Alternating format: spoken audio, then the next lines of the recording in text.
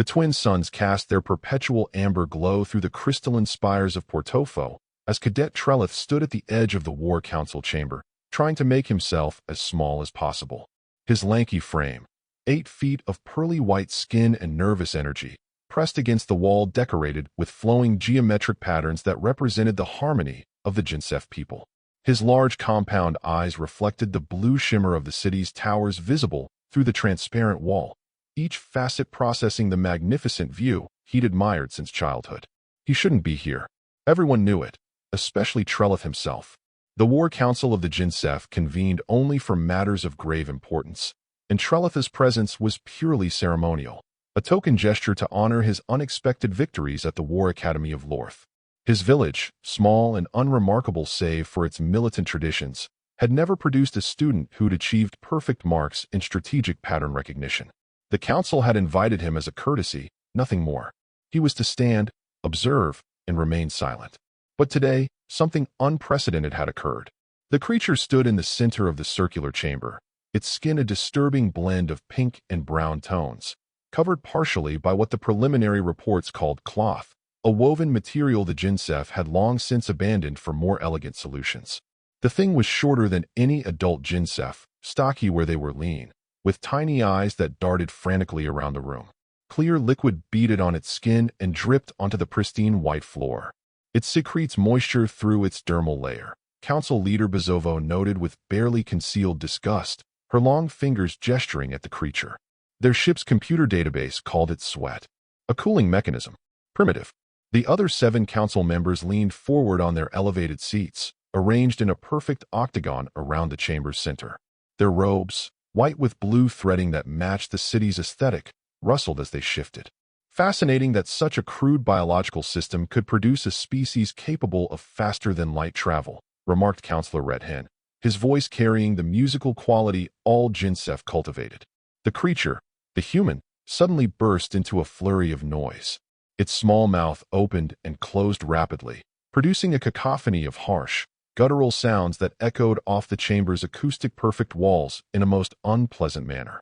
Please, I don't know what you want. My name is Lieutenant James Webb. Please. The council members recoiled slightly. Trelith's compound eyes adjusted, taking in every micro-movement of the human's face, every gesture of its stubby, 5-fingered hands. The sounds it makes, said Counselor Trirum with academic interest. Random or purposeful? Unknown, Bozovo replied. The ship they arrived in was primitive but functional. They must have some form of communication. The human continued its noise-making, growing louder and more agitated. Its face had changed color, reddening, and more sweat poured from its skin. Trelith watched, his mind racing. Patterns. He'd always been good with patterns. The sounds weren't random, they repeated. Certain clusters of noise appeared again and again. The gestures, too, showed repetition. When the human made certain sounds, it pointed at itself. When it made others, it gestured around the room. His excitement overrode his caution. Council, Trelith spoke up, his voice cracking slightly. I believe those sounds constitute a language system. The chamber fell silent. 8 sets of compound eyes turned toward him. Trelith felt his skin pale even further, if that were possible. Counselor Rethen's laugh was like crystalline bells, beautiful and cutting. Of course it's language, Cadet. How else would a species capable of constructing a starship communicate? Did you think they achieved space travel through random grunting? Heat spread across Trelith's face, the Jinsef equivalent of the human's reddening. Shame. Deep, burning shame. Several other counselors joined in the laughter, musical and mocking. Perhaps the Academy of Lorth teaches less than we thought, added Counselor Trirum. Trelith wanted to disappear into the geometric patterns on the wall. He'd humiliated himself before the highest authority of his people. His family would bear this shame. His village would bear this shame. Stories of the foolish cadet who stated the obvious to the War Council would spread across all 148 billion Jinsef in their home system. He should remain silent now. Accept the shame and let it pass. But as the council returned to examining the human, who had fallen to its knees and was making softer, pleading sounds, Trelith's mind refused to stop working. He was a nerd, as his classmates had called him, someone who couldn't stop analyzing, categorizing, finding patterns. And he saw an opportunity, not for glory, but for redemption. If he could do something genuinely useful, perhaps he could wash away some of the shame. Perhaps his family wouldn't have to avoid speaking his name in public. He began watching the human with intense focus, cataloging every sound, every gesture, every facial expression. The creature seemed to notice his attention after several minutes. Its small eyes locked onto Trelith, and something changed in its demeanor. The frantic quality diminished slightly, replaced by what looked like hope. The human began speaking directly to him, slower now, gesturing deliberately. Trelith's mind worked frantically, cross-referencing patterns, building mental maps of sound-to-meaning correlations. An idea formed. With trembling hands, Trelith approached one of the chamber's supply alcoves and retrieved a brush and a sheet of parchment, traditional tools kept for ceremonial signing of documents. The council rarely noticed him as he moved. They were debating whether to dissect the creature or study it alive first. Trelith approached the human slowly, holding out the brush and parchment. The chamber fell silent again. "Cadet," Bazovo's voice carried a warning. "What are you doing?" "Visual communication, council leader," Trelith said, his voice steadier now. "If verbal patterns are too complex to decode immediately, perhaps this creature can convey meaning through images." The human's eyes widened, an expression Trelith was learning to recognize. Its hands, which had been balled into fists, slowly opened. It reached for the brush with surprising gentleness, took the parchment, and knelt on the floor. Every eye in the chamber watched as the human began to draw. The creature worked quickly, making crude but recognizable images. First, it drew a small figure, clearly representing itself. Then it drew bars around the figure. Then more figures outside the bars. Then the bars disappearing and the figures coming together. Finally, weapons in the hands of the outside figures, pointed at crude drawings of tall, thin beings. Jinsef. The human had drawn Jinsef. Trelith's mind processed the sequence instantly. "The message is clear," he announced, his voice growing confident. "It's saying, release me, or my companions will come for me with force." The council chamber erupted in laughter. It wasn't the musical, mocking laughter from before. This was genuine amusement, the kind reserved for watching children's plays or listening to particularly absurd poetry. Its companions? Bazovo could barely speak through her laughter. "We have all 23 crew members of their vessel in detention. They're all prisoners, every one. The creature threatens us with prisoners." Red Hen wiped at his eyes. "Remarkable." The human seemed to understand their reaction, though not the words. Its face darkened again, that reddening returning. It stood suddenly, throwing down the brush, and lunged toward the nearest counselor. It made it 3 steps before a guard's stun field caught it mid-stride. The human's body seized, then collapsed to the floor, twitching.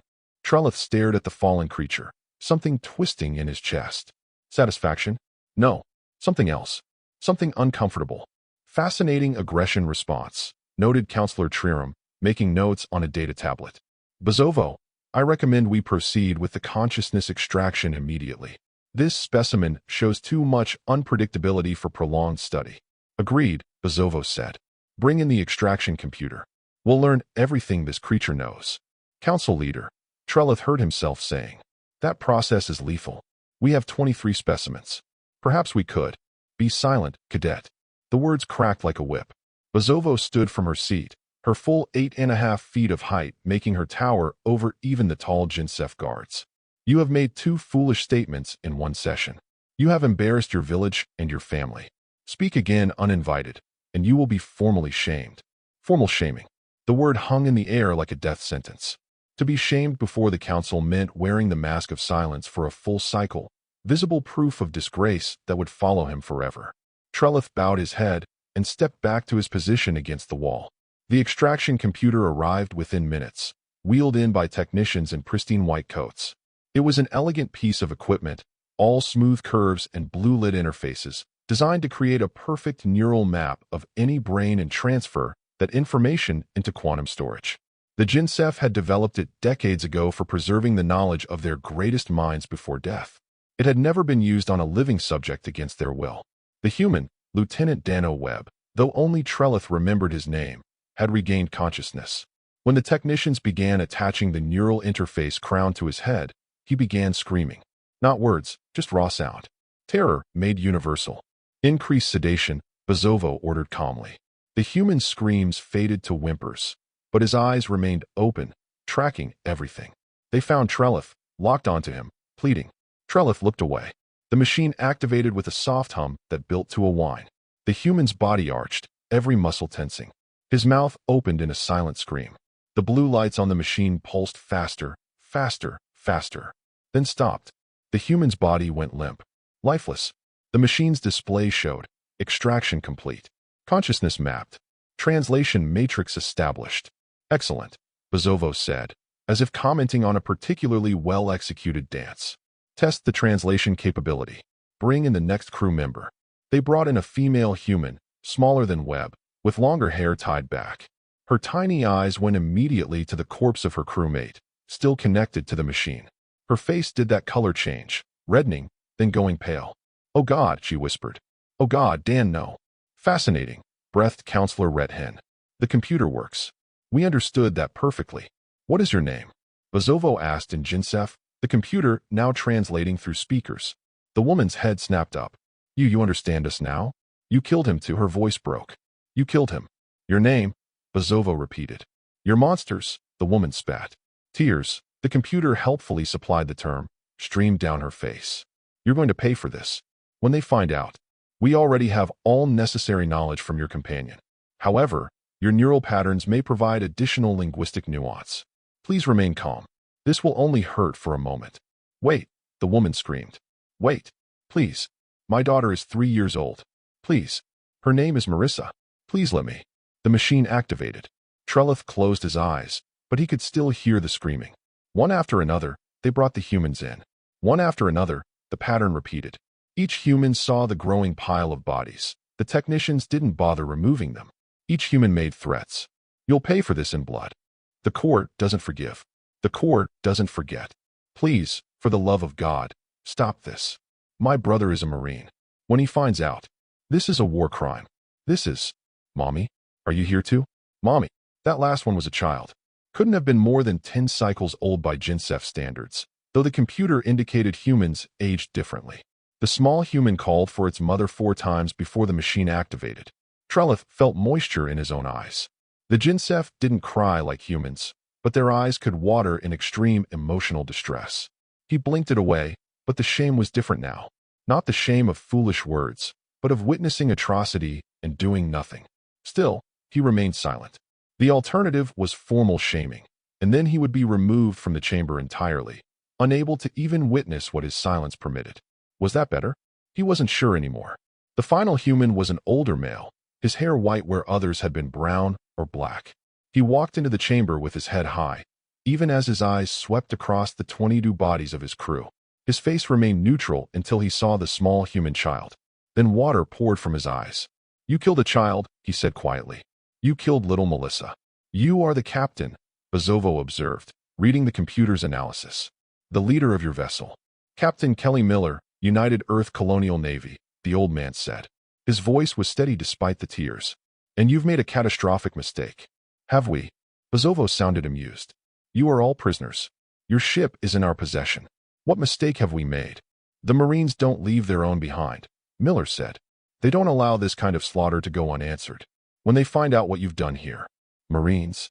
Counselor Redhen queried the computer. "A search indicates this is a specific subgroup of humans. A warrior caste." "They're not a caste," Miller said. "They're volunteers. The best of us. And they're coming." The council laughed. Again, always laughing. "Your companions are dead," Bozovo said. "All of them. Who will tell these Marines to come?" Miller's tears stopped. He looked directly at Bozovo, and Trelith saw something in the old human's face that made his skin pale. Not fear. Pity. "You really don't understand," Miller said softly. "Do you?" Bozovo made a gesture. The machine activated without further questions. Captain Kelly Miller died staring at the ceiling, his lips moving soundlessly. The computer provided translation even for whispers. "Marissa? Melissa? Dan? I'm sorry. I'm so..." Then silence. "Fascinating species," Counselor Triram said, reviewing the combined consciousness data from all 23 humans. "Highly emotional, prone to violence, but also to remarkable loyalty and..." Trelith saw it. A light, flashing on the captain's chest. A small device attached to his uniform, blinking red in a steady pattern. 1 second on, 1 second off. His mind raced. He'd spent the entire session watching the humans, learning their patterns. Now he had access to their combined consciousness through any computer terminal. He pulled out his personal tablet and accessed the system, diving into Captain Miller's memories. There, the device. Miller called it a distress beacon. Not for his crew. They had their own emergency signals. This was something else. Something that activated only under specific conditions. Trelith dug deeper, following neural pathways through Miller's military training. His hands began shaking. The beacon signaled a Level 5 incident. Miller's knowledge defined it. Mass casualty event requiring immediate and overwhelming response. The beacon didn't transmit to the ship. The Jinsef had destroyed that easily enough. It transmitted via quantum entanglement to buoys. Quantum communication buoys the human ship had been laying as it approached the Jinsef system. Standard procedure for any colonial navy vessel entering unknown space.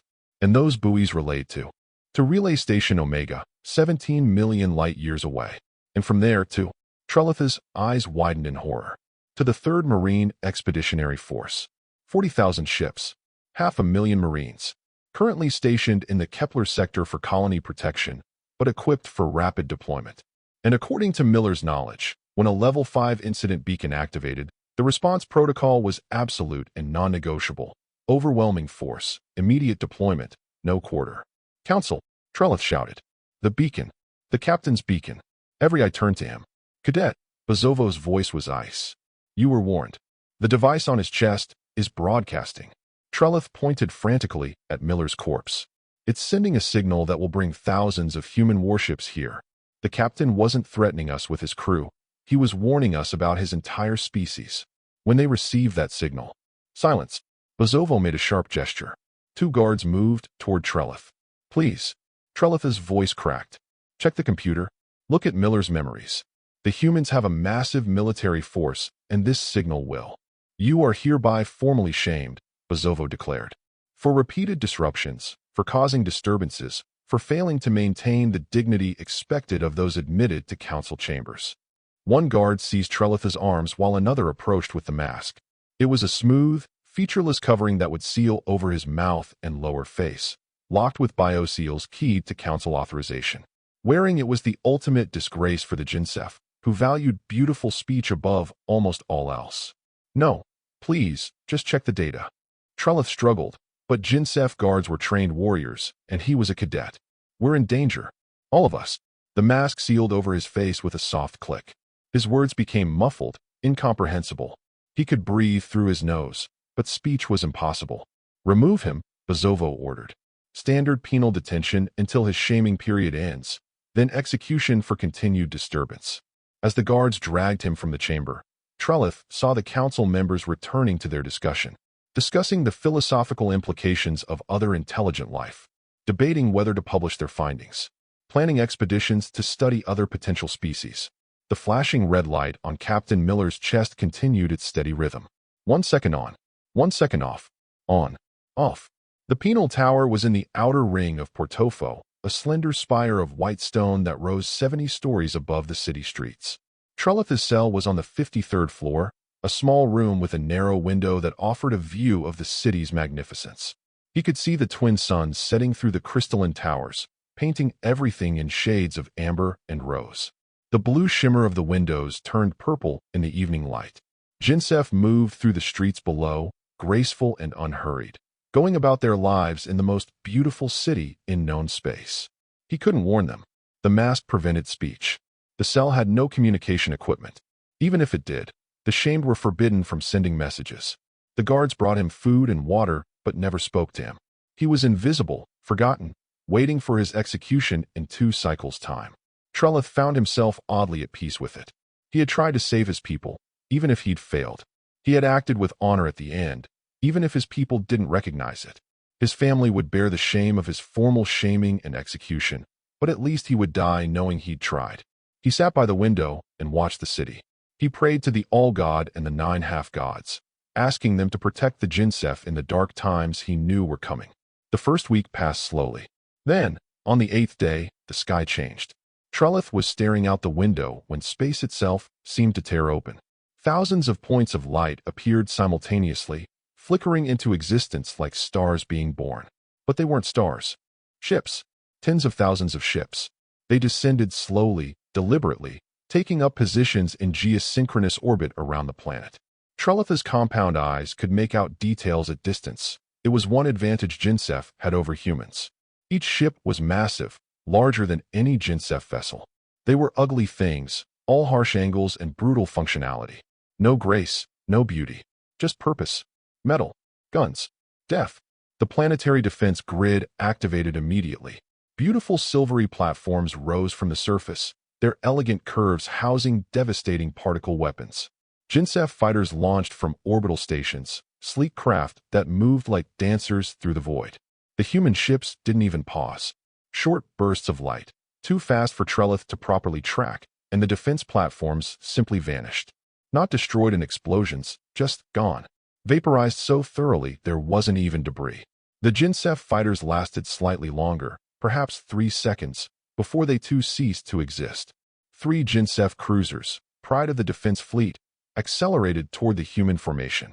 They were beautiful ships, all flowing lines and blue-lit drives. They managed to fire their main weapons once. The beams struck the hull of the nearest human ship and did nothing, not even a scorch mark. The human ship returned fire. A single shot from a single gun. All 3 Jinsef cruisers exploded simultaneously. Then the voice came. It seemed to originate from everywhere at once. Every speaker, every communication device, every piece of technology in the city. When Trelith's cell's ancient radiator began speaking in perfect Jinsef, he understood the humans had somehow hijacked every system on the planet. Attention, Jinsef people. The voice was calm, professional, clinical. It spoke Jinsef with perfect grammar and pronunciation, better than many native speakers. This is Admiral Jefferson of the United Earth Colonial Navy, commanding the 3rd Marine Expeditionary Force. We have come in response to a Level 5 incident beacon activated by Captain Kelly Miller of the exploration vessel Prometheus. Through the ship's final data transmissions, we have witnessed the murder of 23 human beings, including 6 crew members protected under the Colonial Exploration Accord and 17 military personnel protected under the Uniform Code of Military Justice. Trelith pressed against the window, watching as more ships descended from orbit. Smaller craft now, thousands of them, bristling with weapons. You have killed our people. You have tortured them before death. You have murdered a child. These actions cannot be tolerated. These actions will not go unanswered. The city below erupted in chaos. Jinsef running in the streets, some toward shelters, others simply fleeing in panic. The graceful, measured pace of their culture shattered in an instant. However, the voice continued, "We are not you. We do not kill without providing opportunity for mercy. You have 1 week. 7 of your planetary rotations. Use this time to evacuate. Leave your cities. Leave your military installations. Abandon your infrastructure and run." A week. That was too short. The Jinsef had no protocols for planetary evacuation. They'd never needed them. They'd never even conceived of needing them. After 7 rotations, we will begin our assault. Any Jinsef remaining in military or governmental structures will be considered hostile and engaged. Any Jinsef in civilian areas will be warned one final time before those areas are cleared. We offer this grace because we, unlike you, understand the difference between combatants and civilians. We, unlike you, value mercy. More ships descended. Trelith could see them now through every window of his cell, filling the sky. Blocky landing craft the size of city blocks. Fighter craft that moved with predatory grace despite their ugly designs. You killed 23 of ours. You have seen how easily we brushed aside your defenses. Imagine what we will do to avenge our dead when we are no longer showing restraint. You have 1 week. Run. Hide. Pray to whatever gods you have. It will not save you. But run anyway. At least then you will die knowing you tried. Silence. The ships hung in the air, ominous and patient. A few Jinsef defense platforms, perhaps automated or manned by especially brave operators, opened fire. They were destroyed before their weapons reached half power. A week passed. Trelith spent it pressed against his cell window, watching the city below with growing horror. The humans had given them 7 days to evacuate, 7 days to run, to hide, to save themselves. 7 days of mercy from a species that had every right to show none. The Jinsef laughed at them. On the first day, the government issued a statement broadcast across every channel. The human threats are transparent attempts at psychological warfare. No civilized species would destroy architecture of such beauty and historical significance. They seek to frighten us into abandoning our homes, our culture, our dignity. We will not flee like frightened animals. We are Jinsef. The response from the population was overwhelming approval. Trelith watched as life in Portofo continued almost normally. Jinsef walked the streets with their characteristic grace, visiting cafes, attending performances, going about their daily routines.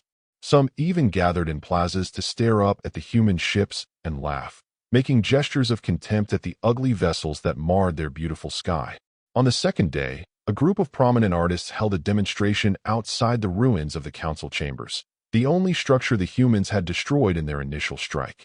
They performed a piece called The Barbarism of Fear, mocking the idea that the Jinsef would abandon their city to preserve their lives. What is life without beauty? They proclaimed. What is existence without culture? We would rather die in Portofo than live as refugees in the wilderness. The crowd applauded. On the third day, military analysts appeared on broadcast networks explaining why the human threats were hollow.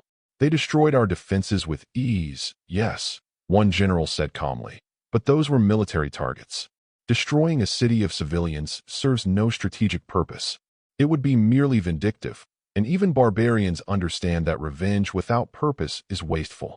They're hoping we'll evacuate so they can claim victory without firing another shot. It's actually quite clever from a primitive perspective. The other analysts nodded sagely.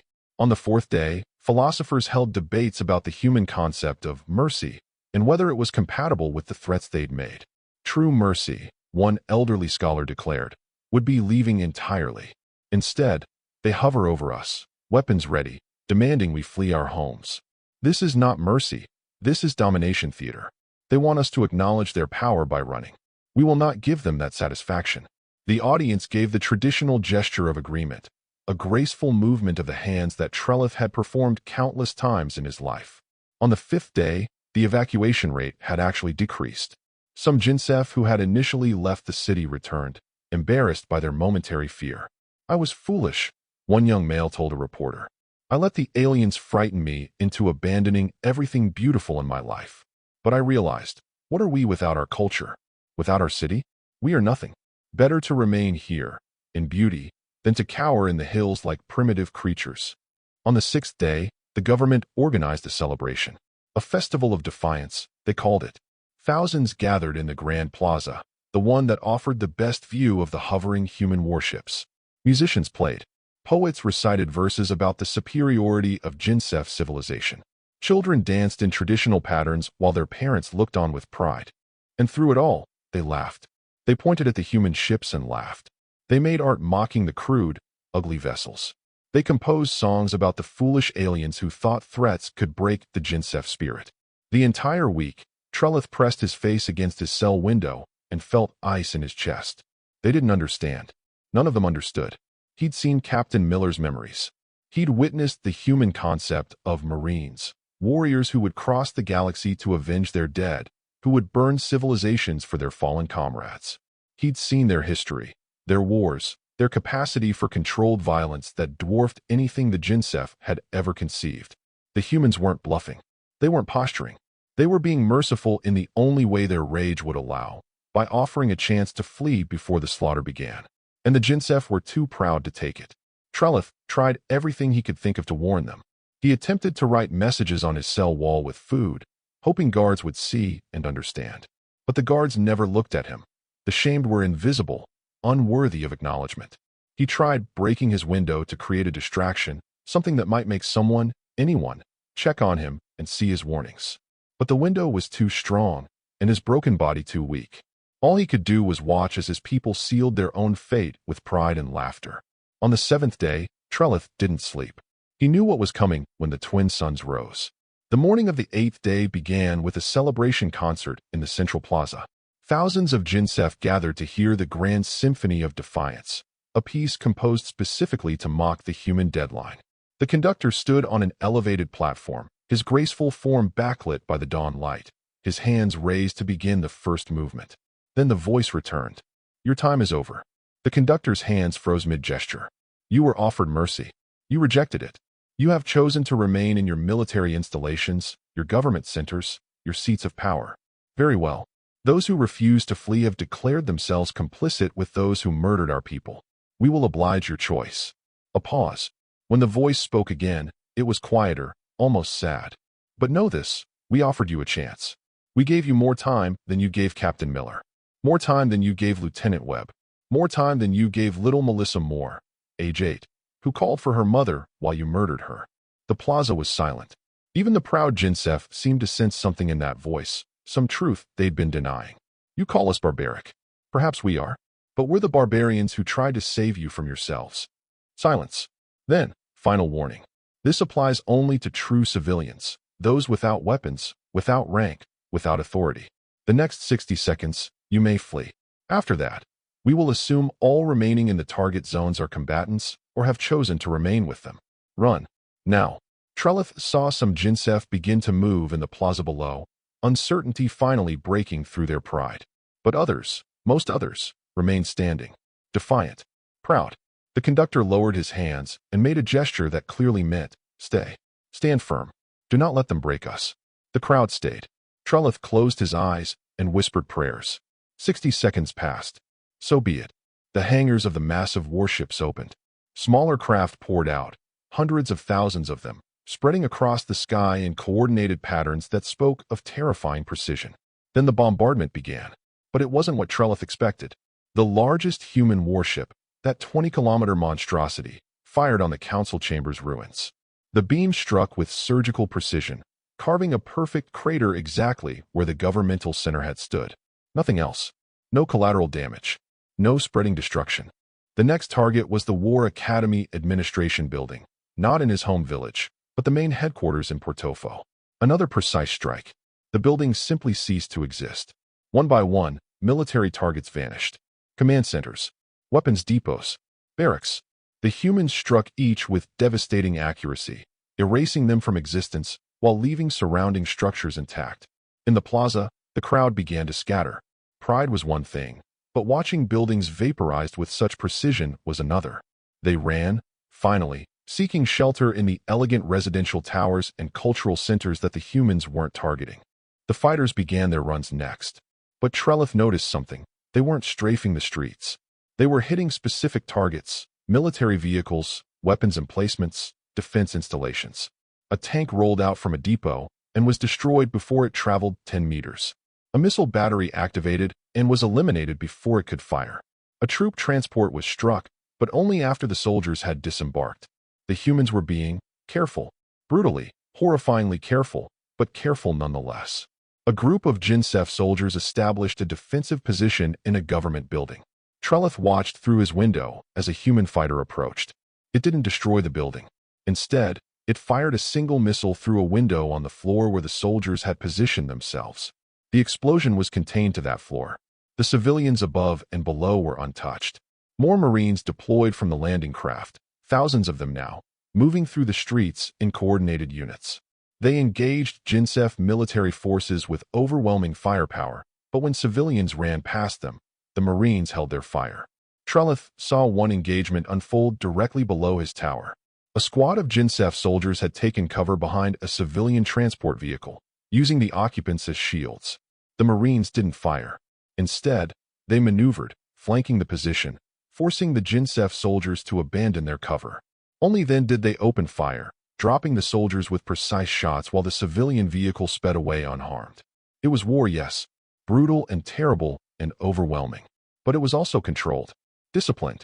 The humans were destroying the Jinsef military with absolute prejudice, while doing everything possible to spare those who hadn't chosen violence.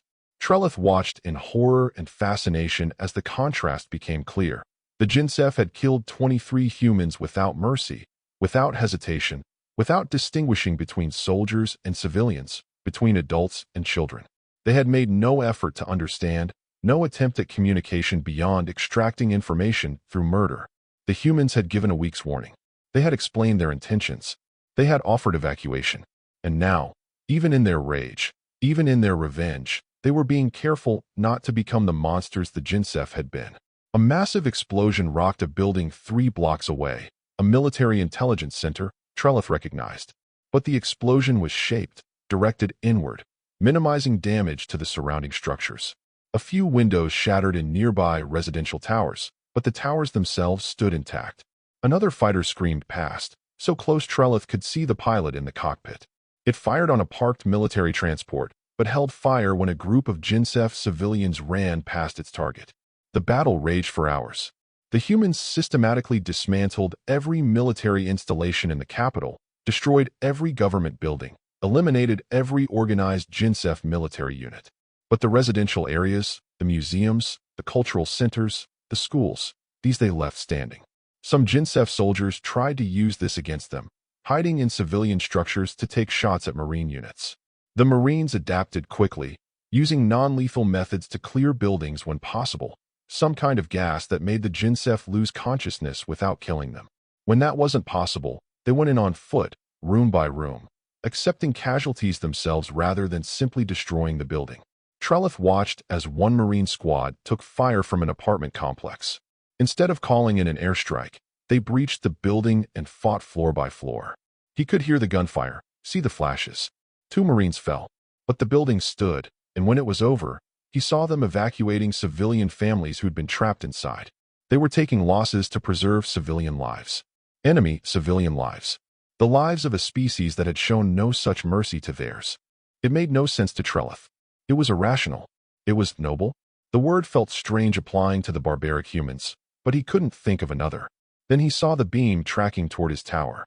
The penal tower. There must be military records stored here, prisoner data that included captured soldiers. That made it a legitimate target. The beam struck the base with surgical precision, cutting through the support structure with terrifying accuracy. The tower shuddered, tilted, and Trelith's world became chaos. He was falling, the tower collapsing in a controlled demolition, 70 stories up and dropping fast. Debris spun around him, the world rotating in impossible directions. This is death, he thought. This is impact, but not the catastrophic impact he'd expected. The tower fell in sections, the human weapon having precisely cut it at load-bearing points. Trelith's section hit another collapsed section, the angle dissipating some of the force. Then he was tumbling through crumbling floors, each impact stealing momentum. He slammed into something solid, and everything went black.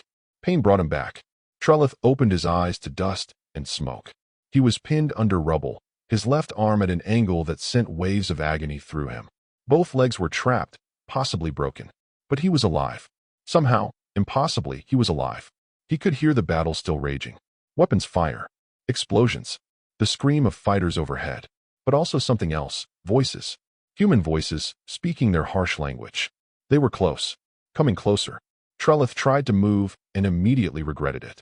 The pain was overwhelming. But he managed to shift enough to see through a gap in the rubble. Marines. A full squad, moving through the ruins with their weapons ready. They were clearing the area, checking for survivors or threats. A group of Jinsef soldiers appeared from behind a collapsed wall, firing wildly. The Marines scattered and returned fire with devastating precision. In seconds, every soldier was down.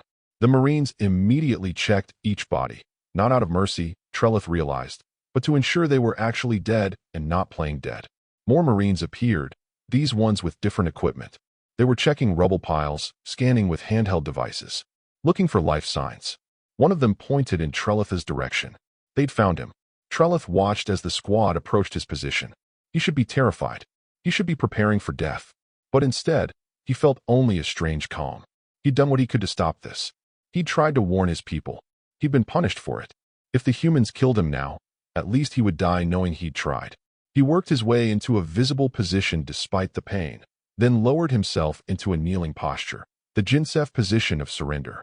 His broken legs screamed in protest, but he forced himself to remain upright, head bowed. Waiting. The Marines reached his position. Trelith kept his eyes closed, focused on his prayers to the All-God. Footsteps circled him. He heard weapons clicking, heard low conversation in their incomprehensible language. Then the footsteps moved past. Trelith's eyes snapped open. The Marines were advancing past his position, engaging more Jinsef soldiers deeper in the rubble field. They'd seen him. He was certain they'd seen him. But they'd passed by. He watched, stunned, as they systematically cleared the area. Every armed Jinsef was engaged and eliminated with professional efficiency. But when they found a group of unarmed civilians huddled in a basement, they simply marked the position on their devices and moved on. Combatants versus civilians. They really did understand the difference. More Marines appeared, these ones moving slower, more carefully. They were checking rubble piles for survivors. One spotted Trelith and started walking toward him. Trelith remained kneeling, his broken body unable to run even if he wanted to. The Marine reached him and walked past. The human was calling to his squad mates, pointing at a different pile of rubble where Trelith could now hear faint cries for help. Someone trapped, calling out. More Marines arrived, these ones carrying equipment rather than just weapons. They began carefully excavating the rubble with surprising gentleness for creatures in combat armor. Trelith watched as they pulled out two Jinsef civilians, a bonded pair who'd been trapped when the building fell. The humans checked them for injuries with handheld scanners, one Marine carefully stabilizing what looked like a broken arm on the female. They spoke to the couple through translation devices, gesturing toward what must be an evacuation point. Trelith understood. The Marines were here to eliminate military threats and clear combatants from the city. But civilians, even those who'd been too proud to evacuate when warned, were being saved. Suddenly, someone grabbed his shoulder. Trelith jerked his head up. A Marine stood over him, and Trelith's compound eyes immediately registered the uniform, blue cloth and black boots. Exactly like Lieutenant Dano Webb had worn. Exactly like the first human he'd seen die in the council chambers. This was a Marine. One of the warriors Captain Miller had warned about. The ones who never forgave. The ones who came for revenge. Terror flooded through Trelith's body. He tried to speak, to beg, to explain that he'd tried to stop it, but the mask prevented any sound beyond muffled noise. He could only kneel there, broken and helpless, waiting for the vengeance he knew he deserved simply by association with his people.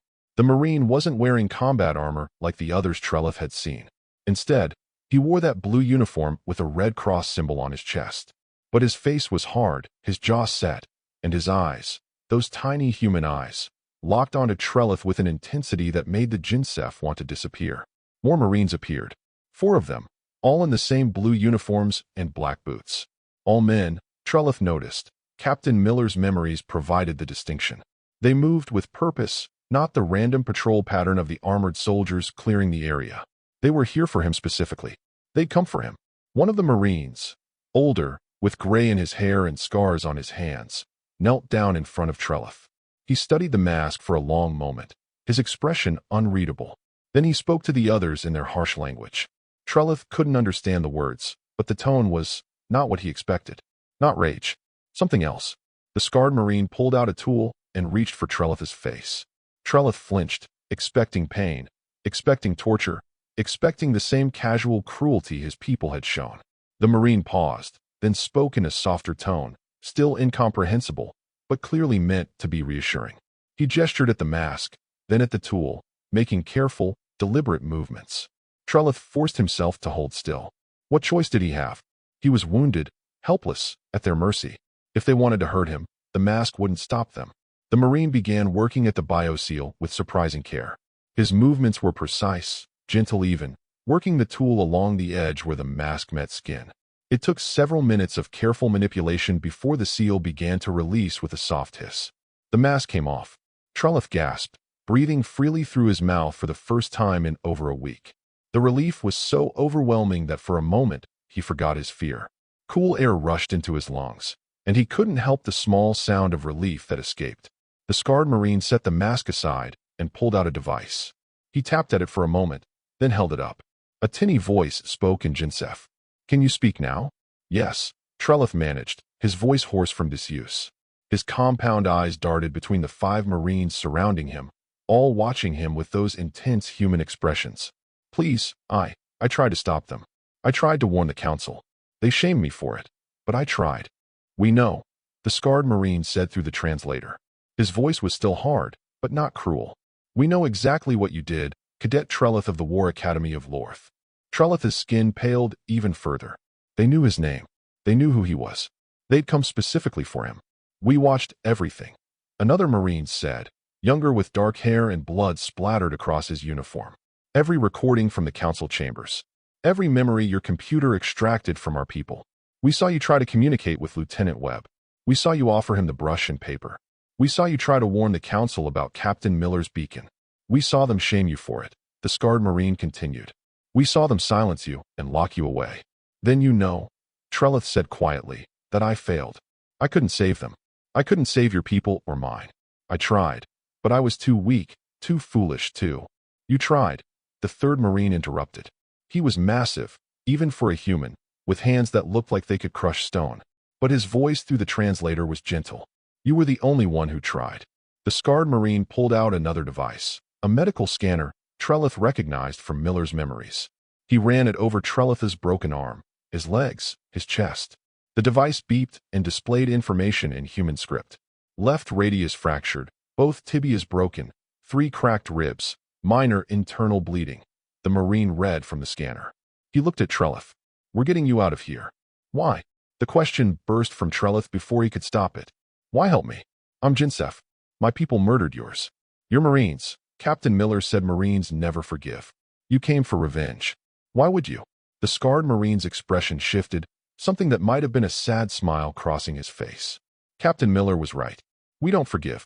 We did come for revenge. He gestured around at the burning city. And we're getting it. Every member of your war council is dead. Every general who ordered resistance. Every soldier who fires on us. We're dismantling your military piece by piece. He leaned closer. But Miller also taught us the difference between justice and murder. Between combatants and civilians. Between the guilty and the innocent. He tapped the mask lying beside them. You tried to stop it. You spoke up when everyone else stayed silent. You got punished for doing the right thing. That makes you different. That makes you worth saving, the young Marine added. The massive Marine was already unpacking medical supplies. This is going to hurt, he said through the translator. I need to stabilize your arm and legs before we move you. Do you understand? Trelith nodded, still not quite believing this was happening. These were Marines. Warriors who'd crossed the galaxy for revenge. They should be killing him, not helping him. But the massive Marine's hands were surprisingly gentle as he worked. He injected something into Trelith's arm, a painkiller. The relief was almost immediate. Then he began carefully splinting the broken bones, his movements practiced and efficient. Why did you come for me specifically? Trelith asked as the Marine worked. How did you even know where I was? We tracked all the council members first, the scarred Marine explained. Made sure they couldn't escape. Then we went through the recordings more carefully, identified everyone who was present. Most were complicit. They watched our people die and did nothing. But you, he paused. You tried. Multiple times. Even after they shamed you.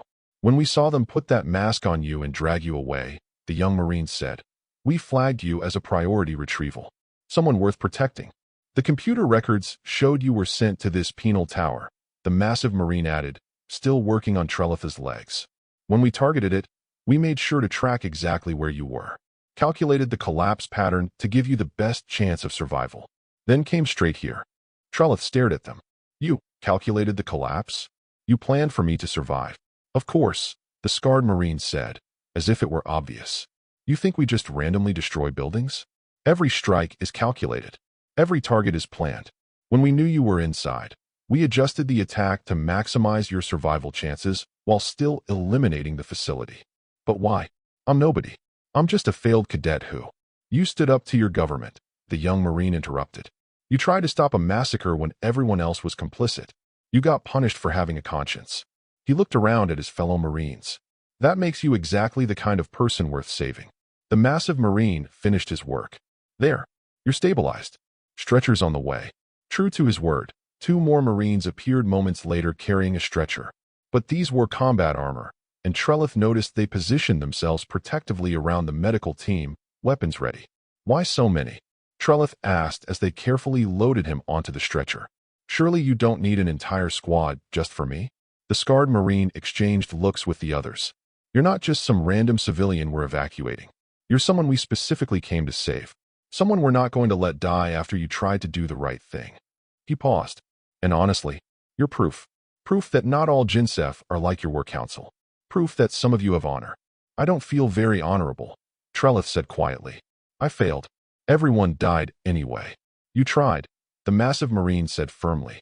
In a room full of people who could have spoken up, you were the only one who did. You knew they'd punish you, and you spoke anyway. That's not failure. That's courage. The stretcher lifted, and the squad began moving through the ruins. The armored Marines took point, clearing the path while the medical team stayed close to Trelith. Another explosion rocked the ground, another military installation falling, but the squad didn't even slow down. Trelith watched them work, saw their coordination, their professional efficiency tempered with obvious concern for his safety. These weren't mindless killers. These were disciplined warriors who'd come for justice, not genocide. Lieutenant Webb, Trelith said suddenly. The first human I saw. He was a Marine too, wasn't he? The scarred Marine nodded. He was. Same unit as me, actually. Good man. Good friend. I'm sorry, Trelith whispered. I'm so sorry. I tried to understand him, tried to help him communicate, but it wasn't enough. I should have done more. I should have. You did everything you could, the Marine said, his voice rough with emotion. We saw the recording. We saw you recognize that he was using language. We saw you give him the brush and paper. You were trying to help when everyone else just saw him as a specimen. He would have liked you, the young Marine added. Webb always said the best thing about first contact would be finding the good ones. The aliens who try to understand us instead of just fearing us or exploiting us. He looked down at Trelith. You try to understand. That matters. They reached a more open area where a landing craft waited, its engines already warming up. This one was smaller than the massive transports Trelith had seen earlier, more nimble, clearly designed for rapid extraction rather than mass evacuation. Special retrieval craft, the scarred Marine explained, noticing Trelith's confusion. We don't take chances with priority targets. I'm a priority target?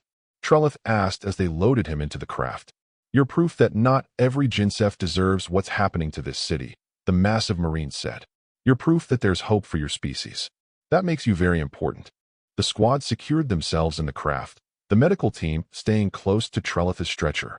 Through the open bay door, he could see the battle still raging across Portofo. Human fighters engaging the last Jinsef air defenses. Marine units securing block after block. Precise strikes eliminating military targets while leaving civilian structures standing. Why are you being so careful? Trelith asked as the craft lifted off. You could destroy everything so much faster if you just destroyed everything. The scarred Marine looked at him for a long moment. Because then we'd be no better than your war council. Because our people died, and that demands justice. But justice isn't the same as revenge. Because somewhere in this city there are probably other Jinsef like you. People who would have spoken up if they could. People who didn't deserve this. Because we're human, the young Marine added. And humans are supposed to be better than the worst things we're capable of. The landing craft banked away from the city, climbing higher. Through the bay door, Trelith could see the scope of the destruction, but also what remained. Residential towers still standing. Civilian areas largely intact. The humans had kept their word. They were destroying the Jinsef military, not the Jinsef people. What happens now?